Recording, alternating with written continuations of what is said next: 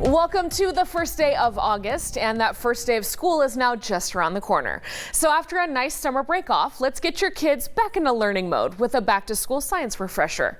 Here's our friend Jamie Viveros from Science for Kern to explain a simple way to get your kids using science talk by just picking up some rocks they find.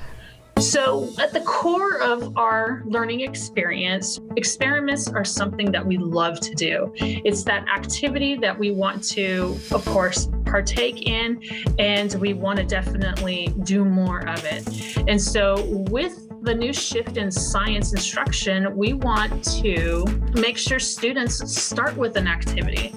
A lot of students do not have any prior knowledge. And so we want to make sure that they get some prior knowledge by being exposed to an experiment. Now, we don't want to hinder their experience with the experiment by giving them like a cookie cutter recipe where it tells them step by step what to do. We want them to explore, check things out, trying to figure things out. And I'm going to show you some pieces that we can explore. These are just basic, smaller shark teeth.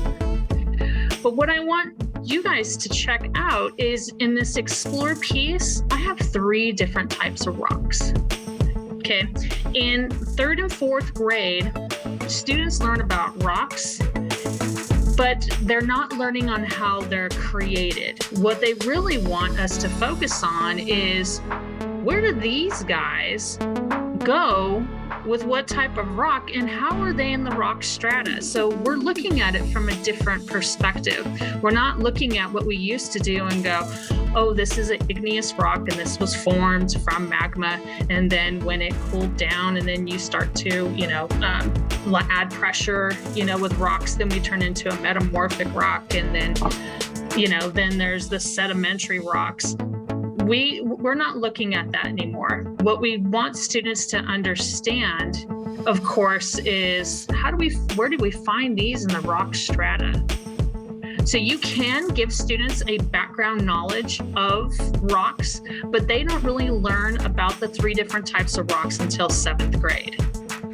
But what's interesting is you can start to really understand that we know with sedimentary rocks and the sedimentation when it layers that we tend to find fossils there.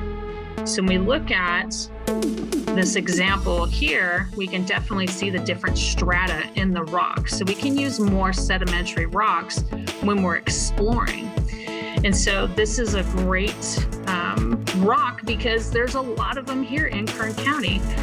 We have a lot of sedimentary rocks definitely around the river. And of course, be careful, when you're around the river as well. But this is a great explore piece for them to look at and feel with the rocks, the difference between, this is a metamorphic, a little smoother, and this sedimentary is definitely rough and, kind of gritty. And then this lava rock definitely is a lot lighter, but it definitely has some holes, so we can really explore. So students are going to get that background knowledge on what type of rocks and how they feel and what they look like. Good luck this next school year.